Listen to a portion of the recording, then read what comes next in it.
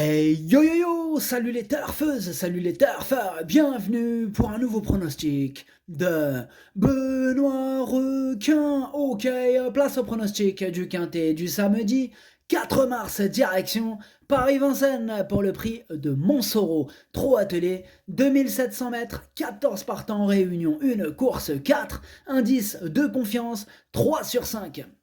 Petit retour sur le quintet du vendredi 3 mars. Déjà avant de commencer, le 15, il était non partant. Donc voilà, information importante. Du coup, que ce soit pour YouTube ou que ce soit pour mon site internet, j'essaye d'actualiser au mieux. Bon, c'est plus facile sur mon site internet d'actualiser. Du coup, on modifie facilement. Après, sur YouTube, c'est juste par commentaire. Je peux pas remodifier toute la vidéo, malheureusement. Ça marche pas comme ça. Voilà. Sur mon site, c'est plus facile. Enfin bref, dans mon pronostic, ce vendredi, je vous ai donné le tiercé dans l'ordre en 3 chevaux. Il a fait plaisir. Hein. Bien sûr aussi une base en béton armé, elle aussi, elle a fait plaisir.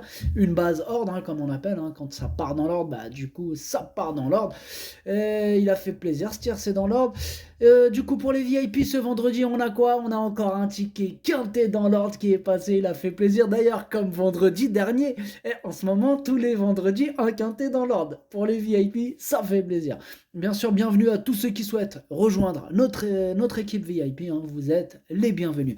Ok, c'est parti, on commence le pronostic et on commence avec le numéro 1, Allegra WF. Et on écoute l'entraîneur Mario Minopoli JR. Allegra WF sait finir ses courses, elle est en forme. La course est plus difficile ici, mais elle s'exprime mieux dans un tel contexte. Si elle parvient à être parmi les premiers durant le parcours, elle peut entrer dans le quintet. Il faudra plus que ça. Je suis pas trop d'accord avec l'entraîneur dans le sens où moi je rajouterais comme commentaire, et ça n'engage que moi, il faudrait pas mal de défaillances de chevaux en vue. Donc voilà, maintenant ce numéro 1, je ne l'ai pas non plus rayé dans le sens où pour les amateurs de champ réduit, en cas de défaillance, ça peut arriver. Ça peut arriver dans ces cas-là, oui. Effectivement, il pourrait rentrer dans le quintet. Mais il fallait quand même rajouter 2-3 lignes. Donc ce numéro 1, Feeling. Donc en japonais, ça donne Kiken. On enchaîne avec le numéro 2, Gamin Jabba. Et on écoute Jean-Michel Bazir. Gamin Jabba a réalisé un bon meeting, mais cela s'est mal passé dernièrement. Samedi, il restera ferré, il est préférable de l'écarter. Eh bien, lui en revanche, c'est ce que j'ai fait, je l'ai rayé. Je l'ai pas retenu du tout, je l'ai rayé. Non pour ce numéro 2. Ce numéro 2, Kakeu. On passe au numéro 3, De la Chenevière. Et on écoute Luc Gabory. De la Chenevière a laissé des regrets dernièrement après s'être élancé au galop. Je ne sais pas si c'est le bonnet fermé ou le déferrage qui l'a contrarié. Je vais donc la remettre dans sa configuration habituelle. Elle revient bien après avoir été arrêtée. Le lot est bien composé et elle semble barrée pour terminer sur le podium, mais la 5e, voire la 4e place reste à sa portée.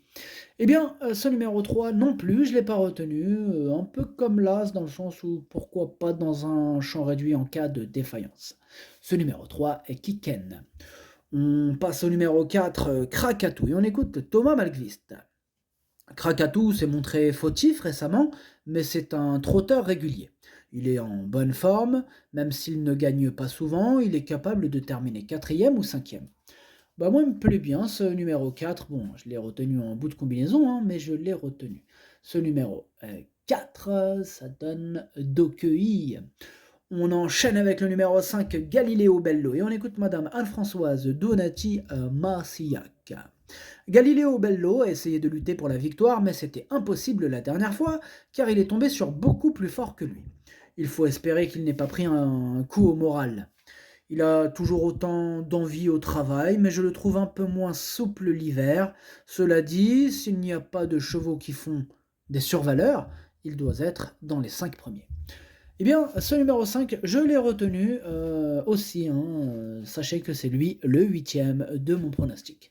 Ce numéro 5, Hati. On passe au numéro 6, Epson Diane. Et on n'aura pas les commentaires de l'entraîneur, c'est Daniel Bédoire, il est parti pêcher. Ce numéro 6 fait partie de mes préférés, je l'ai gardé très haut, en 3e position. Ce numéro 6, Daisani. On passe au numéro 7, Expresso Good, et on écoute Alexis Popo. Expresso Good s'est bien comporté en dernier lieu dans une course rondement menée, mieux que ne l'indique son classement à l'arrivée. C'est un cheval sur qui on peut compter, je pense qu'il a son mot à dire pour les places, caché en bon rang, c'est ce qui lui convient bien. Cela fait longtemps qu'il n'a pas été déféré, ce qui peut nous donner un petit plus. Eh bien, c'est lui mon gros regret, hein. C'est ce numéro 7, c'est mon cheval de complément en cas de non partant. Attention, possible cassage en vue. Ce numéro 7, Kokai. On enchaîne avec le numéro 8, Espoir du Noyer. On écoute Jean-Luc Bijon. Espoir du Noyer a très bien tenu sa partie dernièrement, en étant devancé que par Go One By et Goéland of Or, qui lui rendaient la distance. Il s'est montré très régulier cet hiver et ne compte qu'une fausse note le mois dernier lorsqu'il s'était lancé au galop.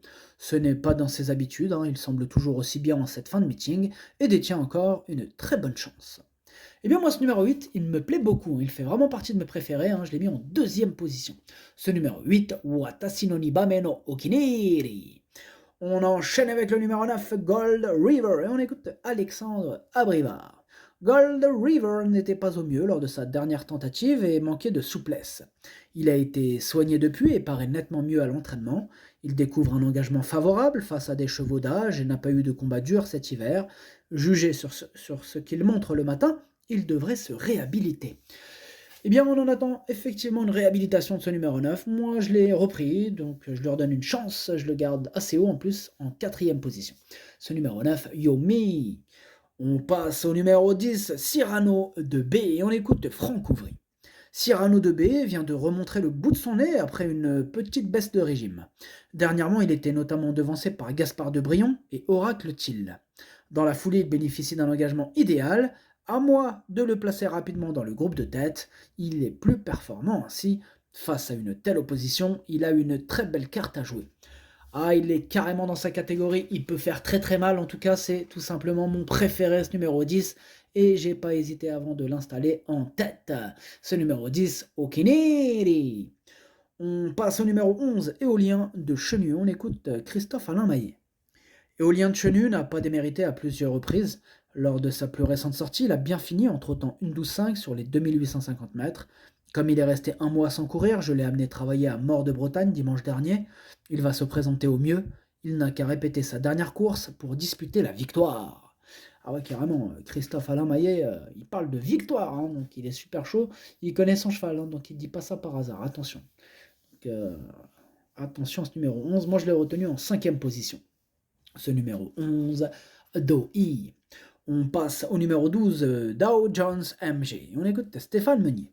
Dow Jones MG profite de ce bel engagement à l'athlète pour se changer les idées en vue d'une prochaine sortie au trot monté, sa vraie spécialité. Il reste ferré et vous pouvez faire l'impasse sur ses chances. Ouais, bon, ce numéro 12, hein, sa véritable discipline de prédilection, c'est le trot monté.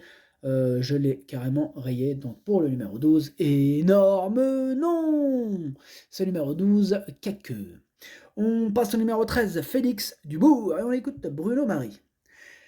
Félix Dubourg a été malade, hein, raison pour laquelle il n'a pas couru de l'hiver. Il a effectué une rentrée plutôt bonne en étant ferré et sans les artifices. Je le pense capable d'accrocher une 5e place avec l'aide d'un bon parcours car il est revenu bien.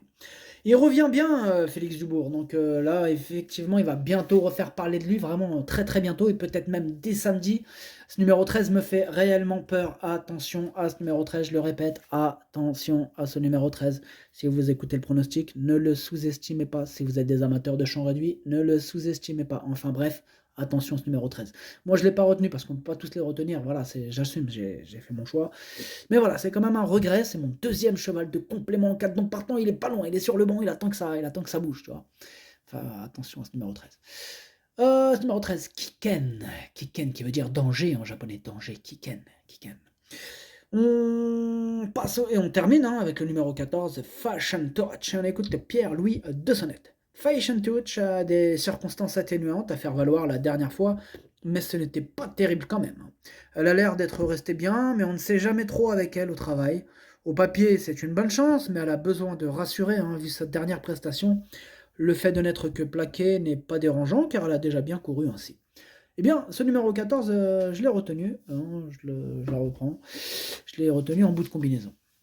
Ce numéro 14, Nanaï, le pronostic, ça donne 10, 8, 6, 9, 11, 4, 14. Merci d'avoir suivi cette vidéo. N'hésitez pas à mettre un pouce bleu si la vidéo vous a plu. Vous aidez ainsi grandement la chaîne. Pour accéder à tous mes tickets pour la course du Quintet, rendez-vous directement en description de la vidéo.